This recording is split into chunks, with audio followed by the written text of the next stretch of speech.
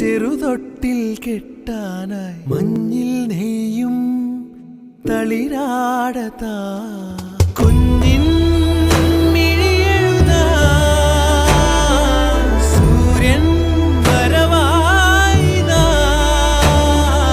കഥ ചൊല്ലി സ്വപ്നത്തിൻ തിരികൂട്ടാൻ ഞാൻ മുകിലോരം ചെന്നെത്താൻ ചിറകാവാ